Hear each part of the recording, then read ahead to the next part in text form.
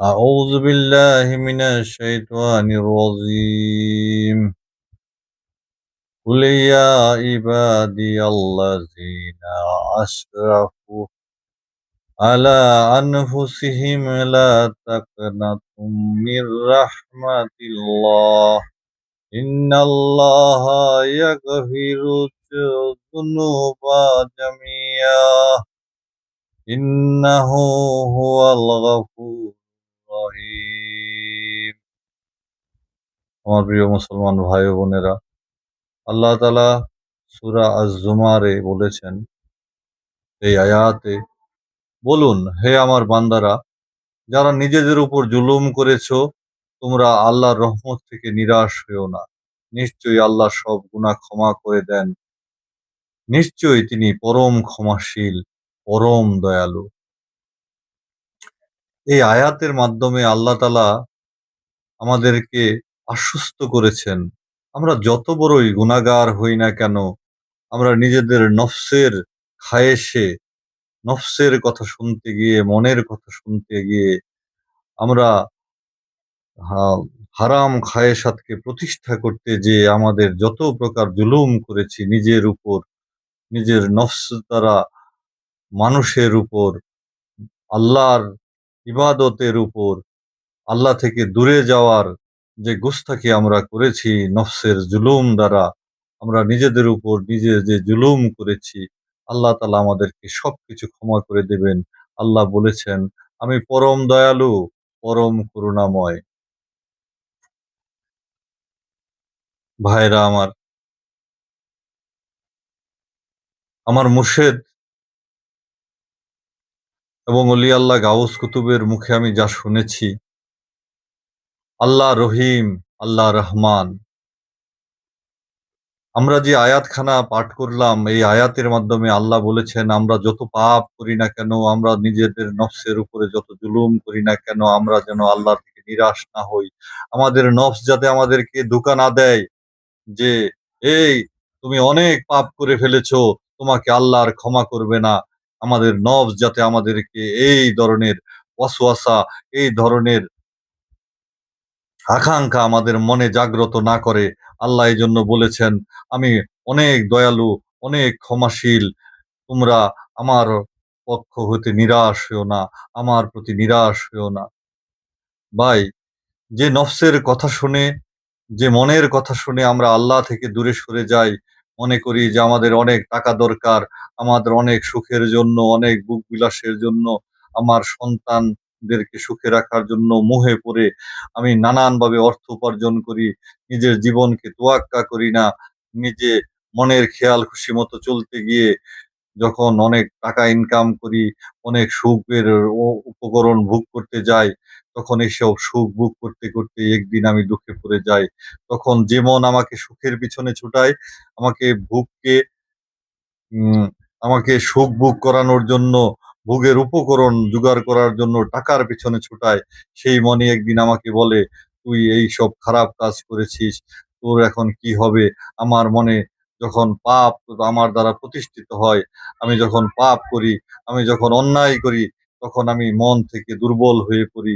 আমার মনের মাঝে যখন খারাপই জাগ্রত হয়ে যায়, আমি মানুষের অপকার করলে, আমি পাপ কাজ করলে আমি ভীত হয়ে পড়ি, আমি চঞ্চল হয়ে পড়ি। আমি আমি মানব ভিতরে অনেক যন্ত্রণা উপলব্ধি করি, এবং তখন আমার মন আমার বিপরীত পাশে গিয়ে আবার বলে, এই কাজগুলি তুই করেছিস, এখন আল্লাহ তোকে ক্ষমা করবে না, তুই আযাব দ্বারা গ্রেফতার হয়েছিস, তুই এখন আর রক্ষা পাবি না।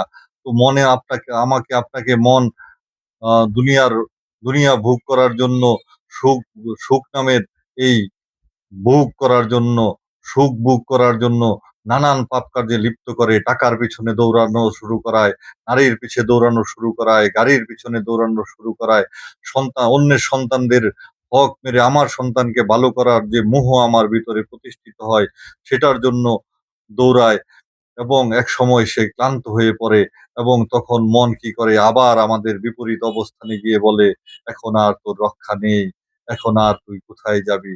তখন মন আমাদের বিপদগ্রস্ত করে ফেলে, মন তখন আমাদের ভিতর থেকে আমাদেরকে দুর্বল করে ফেলে। আর আমরা আমাদের পাপের পাপ আমাদের মনস্ফোটে যখন আমাদের পাপ ভেসে ওঠে, তখন আমরা কি করি?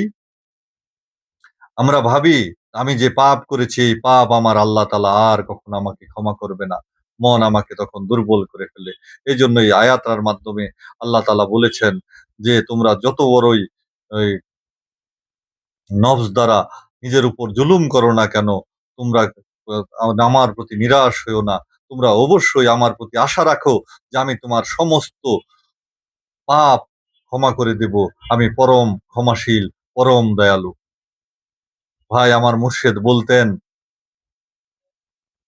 যে, "হে আদম সন্তানেরা, তোমরা জেনে রাখো, সমুদ্রের পানির মাঝে যদি তুমি প্রস্রাব করে দাও তাহলে সমুদ্রের পানি যেমন নাপাক হবে না, তদ্রূপ আল্লাহর রহমতের দরিয়া, রহমতের সাগরের সামনে তুমি যদি তোমার গুনাহ যা আছে জীবনে যত গুনাহ করেছো তা যদি উপস্থাপন করো, তবে তা দ্বারা আল্লাহর রহমত আল্লাহর রহমতের মাঝে কিঞ্চিত পরিমাণ রহমতের আল্লাহর কমতি পড়বে না। আল্লাহর রহমত এত, আল্লাহ রহমানুর রাহিমিন, আল্লাহ এত ক্ষমাশীল যে তুমি যত বড় পাপ করো না কেন, তুমি জিন্দেগির জন্ম থেকে মৃত্যু পর্যন্ত তোমার সমস্ত গুনাহ যদি আল্লাহ তাআলা চান, তবে যদি যেদিন তুমি আল্লাহর কাছে আত্মসমর্পণ করবে, আল্লাহর কাছে তওবা করবে, আল্লাহর কাছে তওবা করে বলবে যে, "হে আল্লাহ, আজ থেকে আমি আর এই পাপ করব না।"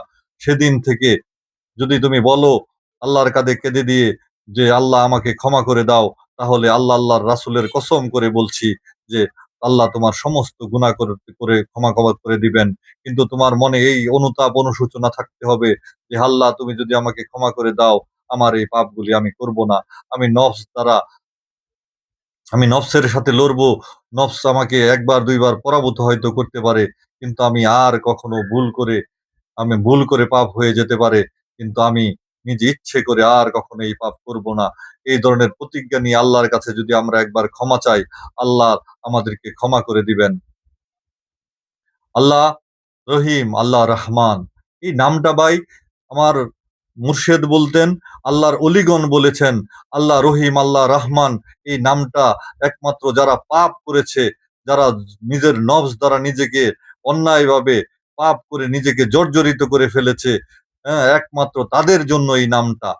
আল্লাহর রহিম এবং রাহমান নামটা তাদের জন্য যারা অনন্তকাল ধরে পাপ করে আসতেছি এবং নফস দ্বারা নিজেদের উপর নিজেরা জুলুম করতেছি, যে তারা যখন আল্লাহর তওবা করে আল্লাহর কাছে ক্ষমা চাইবো, আল্লাহ রহিম এবং রহমান নামের মাঝে আমাদের সমস্ত পাপকে ভাসিয়ে দিবেন, আমাদেরকে ক্ষমা করে দিবেন। আমি অনেক অলি আল্লাহ বুজুর্গানে দিনকে বুজুর্গ ব্যক্তিদের বলতে শুনেছি, ওনারা বলেছেন যে বুড়িগঙ্গার পানির মাঝে সমস্ত মলাশয় মানুষের আবর্জনা গিয়ে পড়ে। এখন কেউ যদি ফতুয়া দেয় যে, "ভাই ওইটার মাঝে আপনার এই পানির মাঝে মলমূত্র অনেক কিছু আসতেছে। এই পানি দিয়ে আপনার অজু করলে নামাজ হবে না।" তাহলে এই ফতোয়া সম্পূর্ণ ভুল হবে। কারণ ওই বুড়িগঙ্গার পানিতে যে পরিমাণ গভীরতা রয়েছে, যে পানি রয়েছে, ওর সামনে ওই ময়লা শহরের আবর্জনা যেমন কিছুই না, তদ্রূপ আল্লাহর রহমতের দরিয়ার সামনে আমাদের পাপ, আমাদের সমস্ত মানব জাতির পাপ, সমস্ত সৃষ্টির পাপ কিছুই না। আমাদেরকে এইরকম বিশ্বাস রাখতে হবে। আল্লাহ আমাদের মা, বাবা আমরা যখন ছোটবেলায় আমাদের কুলে পায়খানা প্রস্রাব করে দিয়েছি, তারা মুছে যেমন তাদের বুকে টেনে নিয়েছেন। আমাদের যত প্রকার গুনাহ থাকুক না কেন, আমাদের যত প্রকার পাপ থাকুক না কেন, আল্লাহ তাআলা তার রহমতের দরিয়াতে এগুলি সবকিছু ক্ষমা করে দিয়ে আমাদেরকে তার রহিম এবং রহমান নামের ভিতর আমাদেরকে আশ্রয় দিবেন এবং উনি আমাদেরকে ক্ষমা করবেন। এটাই হচ্ছে বড় সত্য। যে পাপ করে, আমি বুজুর্গ ব্যক্তিদের মুখে শুনেছি, যে পাপ করে সে পাপী না, যে তার পাপকে আল্লাহর রহমতের চাইতে বড় মনে করে পৃথিবীতে সে হচ্ছে সবচাইতে বড় পাপী। তাই আসুন আমরা সবাই আল্লাহ তাআলার রহমতের উপর ভরসা রাখি, তার কাছে তওবা করি এবং তাকে আমরা ডাকি এবং আমরা তার কাছে ফিরে যাই, তার কাছে আত্মসমর্পণ করি। আমরা সমস্ত পাপ থেকে বিরত থাকি। জিকির দ্বারা আমাদের নফসকে তরুতাজা রাখি। তাহলে আমরা আল্লাহ তাআলার সান্নিধ্য লাভ করতে পারবো, নৈকট্য লাভ করতে পারবো এবং আল্লাহ তাআলা আমাদেরকে ক্ষমা করে দিবেন। আল্লাহ আমি স কুরআনে বিভিন্ন জায়গায় তওবার যতগুলি সূরা আয়াত এসেছে, হাদিসে অসংখ্য তওবা নিয়ে হাদিস এসেছে এবং অলি আল্লাহর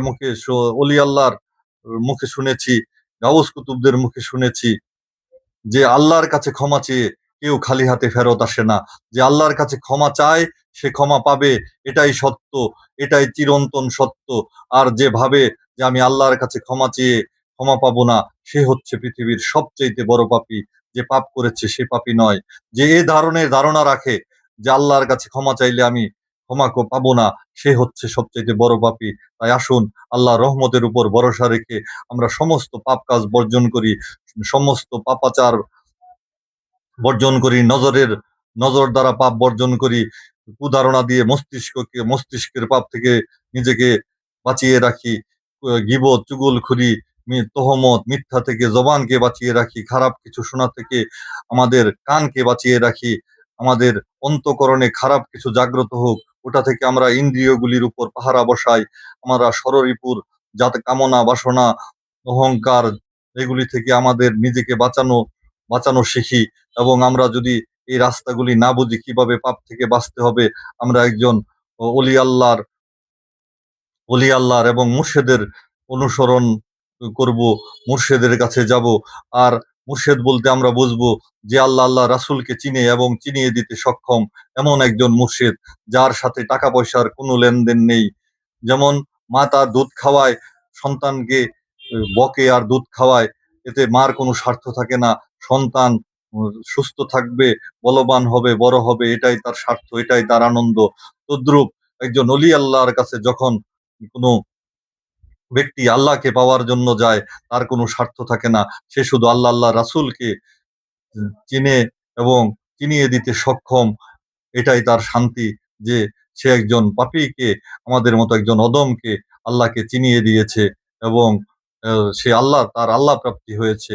তাই আসুন আমরা সবাই আল্লাহর কাছে আ তওবা এবং ইস্তেগফার করি এবং তার কাছে ক্ষমা চাই।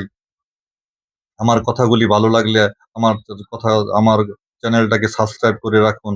আরো সুন্দর কথা নিয়ে আপনাদের সামনে ইনশাআল্লাহ হাজির হব। আসসালামু আলাইকুম ওয়া রাহমাতুল্লাহি ওয়া বারাকাতুহু।